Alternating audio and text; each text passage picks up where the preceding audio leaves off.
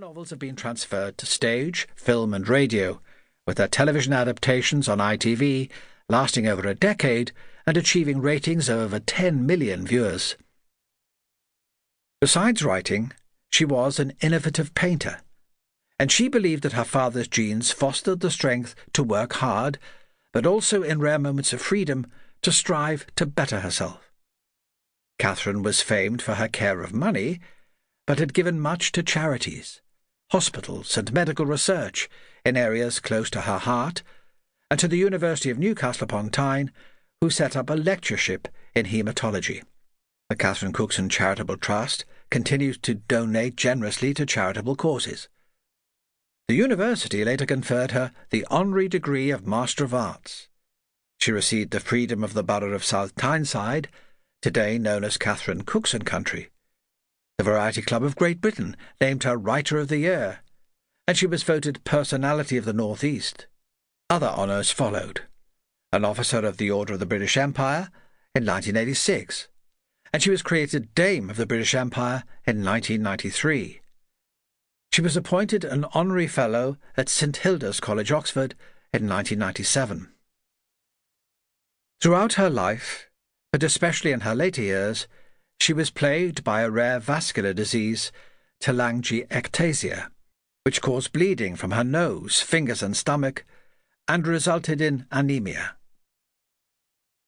As her health declined, she and her husband moved for a final time to Jesmond in Newcastle upon Tyne, to be nearer medical facilities. For the last few years of her life she was bedridden, and Tom hardly ever left her bedside, looking after her needs, cooking for her, and taking her on her emergency trips, often in the middle of the night, into Newcastle. Their lives were still made up of the 7-day week and 12 or more hours each day going over the fan mail, attending to charities, and going over the latest dictated book, with Tom meticulously making corrections line by line, for Catherine's eyesight had long faded in her 80s. This most remarkable woman passed away on June the 11th, 1998, at the age of 91. Tom, 6 years her junior, had earlier suffered a heart attack, but survived long enough to be with her at the end. He passed away on the 28th of June, just 17 days after his beloved Catherine. Part 1. Thomas Mallen. Chapter 1. High Banks Hall showed its sparsely windowed back to beautiful woodland and the town of Allendale in the far distance, whilst its buttressed and emblazoned and many-windowed face looked out over formal gardens onto mountainous land, so austere and wild that even its short summer beauty brought no paeans of praise, except from those who had been bred within the rigours of its bosom.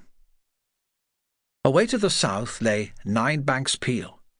To the north was the lovely little West Allen village of Whitfield, but staring the hall straight in the face were the hills, for most part bare and barren, and rising to miniature mountains which, on this day, Tuesday the 25th of February 1851, were thickly crusted with snow, not white, but pale pink, being tinged for the time being by the straining rays of a weak sun.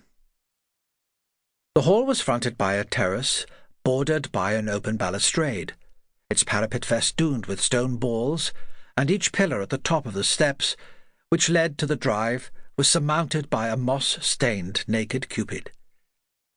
The doors to the house were double, and of black oak, studded with large iron nails, which gave the impression that it had withstood the attack of a fusillade of bullets. Over the door was a coat of arms composed of 3 shields. Above it a Latin inscription had been cut into the stone, which roughly translated read, "Man is compassionate because he gave God a mother." At first the inscription appeared to have religious connotations, but when dissected it proved to many to be blasphemous.